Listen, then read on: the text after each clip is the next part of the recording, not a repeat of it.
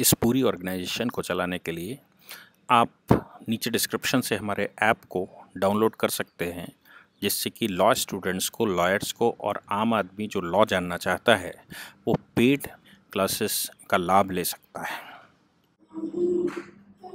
नमस्ते सदा वत्सले मातृभूमि।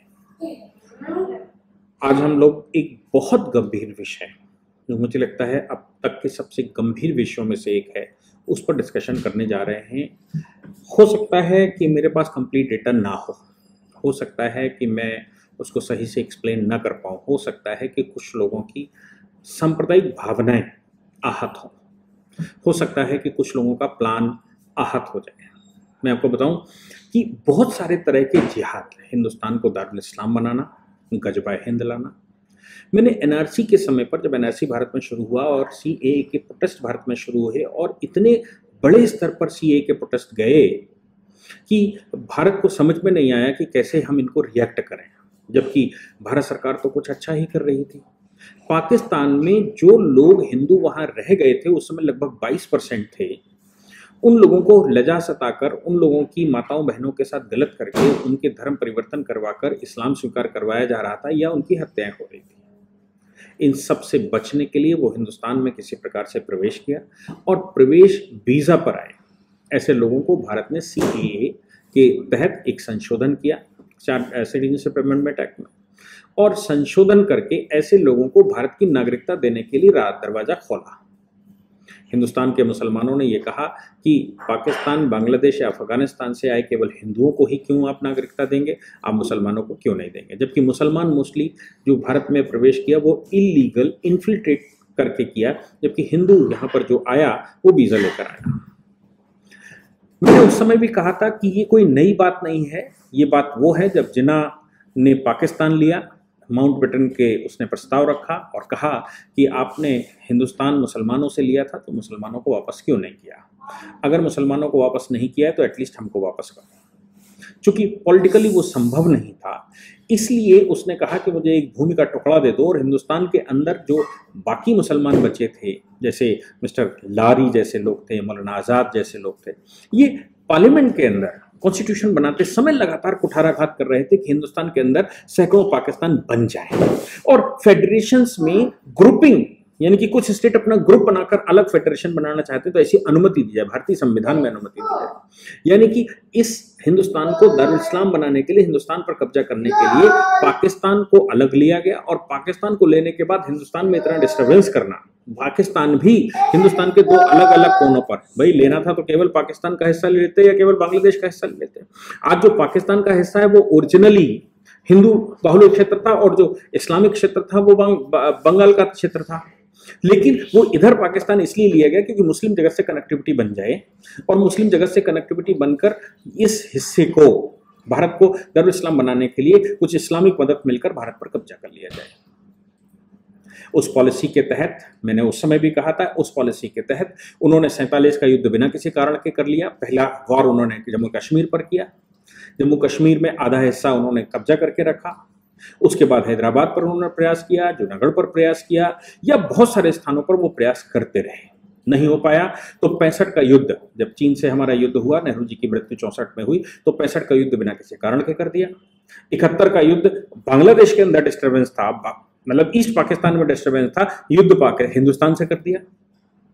जब सीधा युद्ध में लगा कि नहीं कुछ हो पाता तो अपरोक्ष युद्ध की तैयारी कर दी, उसमें कारगिल हुआ।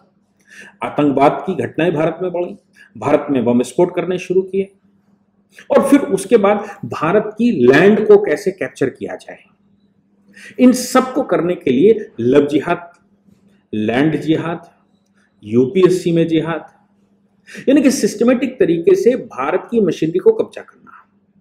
अब सीएए के प्रोटेस्ट के दौरान एक नई बात निकल कर आई कि सीएए के प्रोटेस्ट में यदि नोटबंदी ना हुई होती तो ये पत्थर की बजाय बॉम्ब चल रहे होते या गोलियां चल रही होती और भारत के लिए बड़ा मुश्किल हो जाता। अब चूंकि धन नहीं था, बीजेपी की केंद्र में सरकार थी, पाकिस्तान से मदद और विदेशों से मदद आने की संभावनाएं समाप्त करते जा रहे थे, लगातार एफसीआरए में संशोधन करते जा रहे थे और भारत में वॉच बड़ी तेजी से बिठाए हुए थे।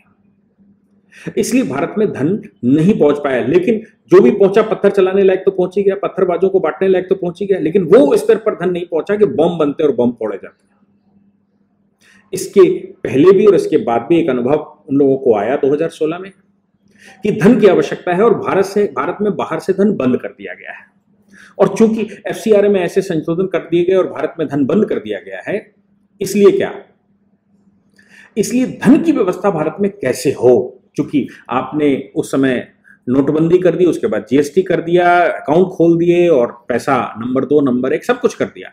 अभी आप लैंड जो हाईवेज पे प्रॉपर्टी घेरी गई थी, या हाईवेज पे प्रॉपर्टी इसलिए घेरी गई कि हाईवेज को जिस समय दारुल इस्लाम भारत में गजवाए हिंद चल रहा होगा और भारत को दारुल इस्लाम बनाने की प्रक्रिया चल रही होगी, उस समय मिलिट्री सर्विसेज आएगी, सिक्योरिटी फोर्सेस आएंगी, वो हाईवेज से आएंगी और हाईवे पर हम जमीन कब्जा कर चुके होंगे, तो हाईवेज पर हम निकलने का रास्ता नहीं छोड़ेंगे।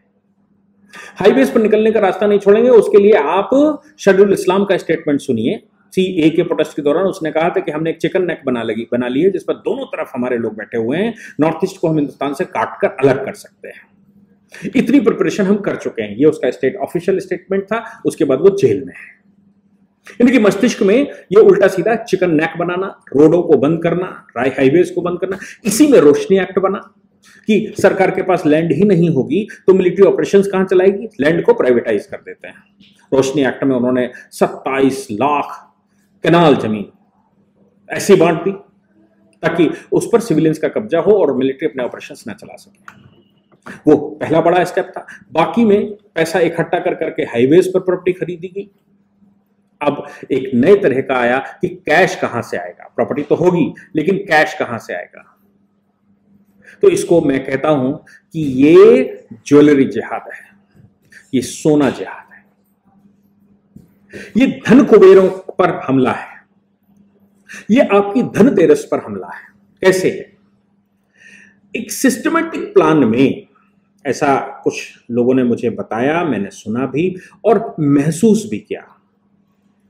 महसूस इन द सेंस, उन मार्केटों में गया, लोगों से ऐसी अनौपचारिक वार्ता करनी शुरू की, ऐसी बात करनी शुरू की, तो ये चीज सामने आई। धनतेरस पर हमला करिए क्योंकि हिंदुस्तान में हिंदुओं के पास धन है और एनआरसी के दौरान, सीए के दौरान अगर धन होता सांप्रदायिक लोगों के पास तो शायद हिंदुस्तान की दशा ऐसी ना होती जैसा हिंदुस्तान हम बचाकर ले आए उस समय। तो लोगों के पास धन होगा। धन भारतवर्ष में सोने और चांदी और जवाहरातों में है।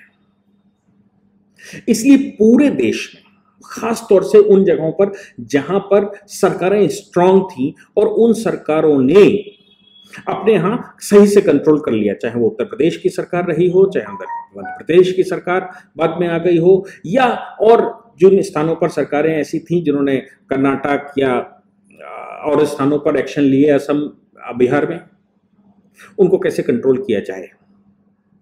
तो एक संप्रदाय विशेष ने अपने लोगों को ज्वेलरी बनाने की प्रैक्टिस करवाई, ज्वेलरी बनाने के लिए प्रशिक्षण शुरू किया। ज्वेलरी में आपको बता दूं, ज्वेलरी में खास तौर से 3 ज्वेलरियां हैं, डायमंड, सोना और चांदी। बाकी भी होती लेकिन डायमंड, सोना और चांदी। चांदी में बहुत धन नहीं होता, काम होता है, इसलिए इन लोगों ने चांदी को टारगेट नहीं किया।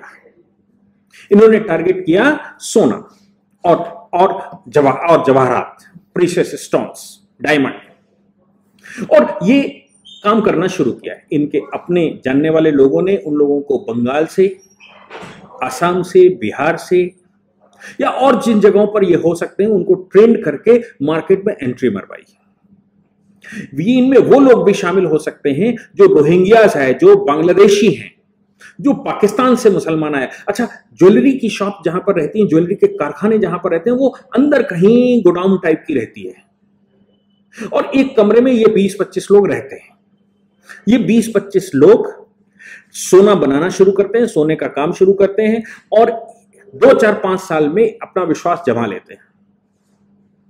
जब गजवाए हिंद की पॉलिसी अगर इनके दिमाग में है तो जिस समय आपका सारा सोना, क्योंकि सोना तो मार्केट में होता नहीं है, ज्वेलरी थोड़ी सी मार्केट में लगी, तो बाकी सब सोना कहीं ना कहीं इन मैन्युफैक्चरर के पास लगा होता है, यानी कि ये जो कारीगर है इसके पास लगा होता है, जो फैक्ट्रियां लगी हुई हैं उनमें लगा होता है, कारखाने लगे हैं उनमें लगा होता है। और कारखानों में ये लोग ही शामिल भर गए हैं। क्योंकि कारखानों में ये लोग शामिल हो गए हैं और विश्वास जनता पर जमा रहे हैं, अगर कोई 5 में काम करता है, 5 पॉइंट में, तो ये 3 पॉइंट में काम करते हैं। 5 पॉइंट और 3 पॉइंट से मतलब ये है कि 1 तोला सोना दिया जाए, तो मैं कहूं कि वो 100 तोला सोना दिया जाए, तो कोई 5 तोला लेकर ज्वेलरी बनाता है, तो कोई ये 3 तोला लेकर ज्वेलरी बना रहे हैं, ये 2 तोला लेकर ज्वेलरी बना रहे हैं 100 तोले में। यानी कि 0.3%, 0.5% का मार्केट है। आपसे जब हमसे व्यापार करता है शॉपकीपर, तो 10% काटता है और मैन्युफैक्चरिंग चार्ज नहीं लेता अगर वो 10% काट रहा है तो, और 91.5% देगा तो मैन्युफैक्चरिंग चार्ज लेगा। अगर वो 90% देता तो मैन्युफैक्चरिंग चार्ज नहीं लेता। यानी कि 5% कारीगर का और 5% दुकानदार का, और वो ज्वेलरी को बेचता है। 5% कारीगर जो लेता है, उसकी जगह कारीगर कह रहा है हम 3% लेंगे या 2% लेंगे। चूंकि ये बांग्लादेशी है, चूंकि ये रोहिंग्या है, इसलिए इसको 2%, 1%, आधा टका किसी तरह से छत चाहिए। ये छत पाकर एक कमरे में 20 लोग गुजारा कर लेते हैं और दिन भर ज्वेलरी का काम करते हैं। स्टॉक जैसे जैसे इनका विश्वास बनता जाता है, वैसे वैसे स्टॉक इन पर आता जाता है। अब सोच के देखिए कि पूरे हिंदुस्तान में जो सोने के मैन्युफैक्चरर हैं, सोने का जो कारखाना है, वो अगर किसी समुदाय के हाथ में चला जाए, जो डायमंड्स का कारखाना है वो किसी समुदाय के हाथ में चला जाए और एक साथ भारत में आतंक हो जाए, कुछ लोग जो गजवा हिंद करना चाहते हैं, पाकिस्तान जो करना चाहता है, वो पाकिस्तान ऐसा कुछ कर दे, तो ये लोग सोना पूरा का पूरा वहीं लेकर मदद करने के लिए, चूंकि पैसा नहीं है तो इस सोने से उन जिहादियों की मदद की जाए और उन जिहादियों की मदद करके वो पैसे की सप्लाई पीछे से पूरी हो जाए। करेंसी आप बंद करवा सकते हैं, सोना कैसे बंद करवाएं? सोना तो इंटरनेशनल करेंसी है। करेंसी आप बंद करवा सकते हैं इन द सेंस कि नोटबंदी करके आप कहेंगे जमा कर दो, ये चलेगा नहीं कल से। सोना कैसे कहेंगे ये नहीं चलेगा कल से? इसलिए इन्होंने टारगेट कर लिया सोना। और सोना जिस प्रकार से टारगेट किया है, मुझे लगता है कि मैं देश की बड़ी मंडियां जैसे कानपुर जैसे स्थान, लखनऊ जैसे स्थान, इलाहाबाद, बनारस, ये वो स्थान है, पटना समेत, जहां पर ज्वेलरी का काम होता है। ये महानगर है, यहां ज्वेलरी का काम होता है। यहां से ज्वेलरी मैन्युफैक्चर करके अगल बगल के 10, 12, 15 जिलों में सप्लाई होती है। छोटे जिलों में भी हो तो ये असंभव नहीं है, छोटे जिलों में भी होंगे, लेकिन छोटे जिलों में जहां पर एक दूसरे को सारे कारीगर जानते हैं, वहां पर थोड़ा मुश्किल काम होता है घुसना, लेकिन महानगरों में बहुत आसान होता है। और महानगरों में ही ज्वेलरी का सबसे ज्यादा काम भी होता है। इसलिए ये डायमंड इंडस्ट्री में और सोने की इंडस्ट्री में घुस गए। ये चांदी में क्यों नहीं घुसे? अगर कारीगरी करनी थी तो चांदी में भी करते, लेकिन ये चांदी में नहीं घुसे। चांदी में इन लोगों की तादाद 5 से 10% है, लेकिन सोने में इनकी तादाद 60 to 75% है जो मैन्युफैक्चरिंग करते हैं। डायमंड में इनकी तादाद भी कुछ ऐसी है। मैं देश को आगाह कर रहा हूं, ज्वेलर्स को आगाह कर रहा हूं कि ऐसा कोई भी व्यक्ति आता है आपकी मार्केट में, वो अगर 3% में काम करना चाहता है, 2% में काम करना चाहता है, ऐसा कुछ करता है या वो कुछ भी कहता है, तो क्या इसका पुलिस वेरिफिकेशन नहीं होना चाहिए? क्या मार्केट में कोई भी व्यक्ति आए उससे पहले पुलिस वेरिफिकेशन हो? अब चूंकि व्यापारी क्या करता है, ज्वेलर मैं अनऑफिशियल बात कह रहा हूं, ऑफिशियल मेरे पास कोई डेटा नहीं है। ऐसा लोग कहते हैं कि ज्वेलर 10% से 20% काम तो नंबर 1 में करवाता है और 80% वो नंबर 2 में करवाता है। अब उसने अगर 2 किलो सोना किसी को दे दिया तो वो ऑन पेपर्स 200 ग्राम की बात करता है और 180 और 1 किलो 800 ग्राम सोना एवे दे देता है विश्वास पर। क्या ये वसूली वापस कर सकता है? क्योंकि इसके 2% बच रहे हैं, 2% बच रहा है, इसलिए ये उसको देता है। और सोनारी के मामले में 2% का ब्याज बहुत होता है, ब्याज पर काम करने वाले लोग हैं। इसलिए ये जो यहां का वर्ग है, मैं हिंदू और मुसलमान नहीं कह रहा हूं, मुसलमान भी और खासतौर से हिंदू, ये जो वर्ग है ये सोना उसको दे रहा है। जिस समय गजवाए हिंद की सिचुएशन आई तो ये पूरा सोना इसका जा चुका होगा और ये एफआईआर करने की सिचुएशन में भी नहीं होगा, क्योंकि इसने नंबर 1 में सोना नहीं दिया और 2% बचाने के चक्कर में पूरा सोना चला जाएगा। क्या ये किया जा सकता है कि जितना भी सोना इन लोगों को दिया जाए, ऑन पेपर दिया जाए, आफ्टर वेरिफिकेशन बाय पुलिस दिया जाए, ताकि भविष्य में भी कार्रवाई हो सके और थोड़ा सा दबाव बना सके?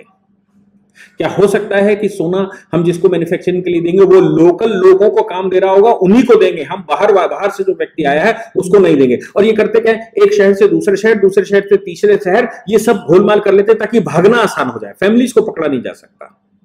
अगर लोकल का मुसलमान को भी रखेंगे तो कहीं ना कहीं पकड़ में आ जाएगा। इसलिए यहां वाला दूसरी जगह वाला यहां, और यहां वाला कहीं और, वहां वाला कहीं और, ऐसे चलेगा। तो जिस दिन ये चक्कर चले गजबा हिंद का, उस दिन सब जगह से अपना अपना लूटो, अपने अपने घर में चले आओ और जिहादियों की मदद करो। मैं आगाह कर रहा हूं देश को, आप सबको सोचना चाहिए, खासतौर से ज्वेलरी मार्केट को सोचना चाहिए, और सरकारों को सोचना चाहिए कि वो कंपल्सरी एक रेगुलेशन बनाए कि ऐसा कोई भी व्यक्ति जो माइग्रेंट लेबर है, जो बाहर से आया है, उसका पुलिस वेरिफिकेशन होना अति आवश्यक है। कोई भी मकान मालिक ऐसे लोगों को अपने यहां नहीं रख सकता, किराए पे नहीं रख सकता जिसका पुलिस वेरिफिकेशन न लिया गया हो। अगर कोई मकान मालिक ऐसे व्यक्ति को रखता है तो वो मकान मालिक पर पेनल्टी होगी, वो भविष्य में अपना मकान किराए पर उठा ही नहीं सकता अगर पकड़ा गया तो। क्या किया जा सकता है कि ज्वेलर ऐसे किसी भी व्यक्ति को ज्वेलरी बनाने के लिए नहीं देगा जिसका पुलिस वेरिफिकेशन ना हुआ हो, पकड़े जाने पर उसकी ज्वेलरी की शॉप सीज कर दी जाएगी। तो ये सरकारें भी इस प्रकार का रेगुलेशन बना सकती हैं और लोगों को संयम बरतना पड़ेगा ताकि इस ज्वेलरी जिहाद से, ये धन कुबेर जिहाद से या धनतेरस जिहाद से बचा जा सके। धनतेरस जिहाद पर आज धनतेरस के दिन हम सबको ध्यान देने की आवश्यकता है। Thank you very much. इस पूरी ऑर्गेनाइजेशन को चलाने के लिए आप नीचे डिस्क्रिप्शन से हमारे ऐप को डाउनलोड कर सकते हैं, जिससे कि लॉ स्टूडेंट्स को, लॉयर्स को और आम आदमी जो लॉ जानना चाहता है वो पेड क्लासेस का लाभ ले सकता है।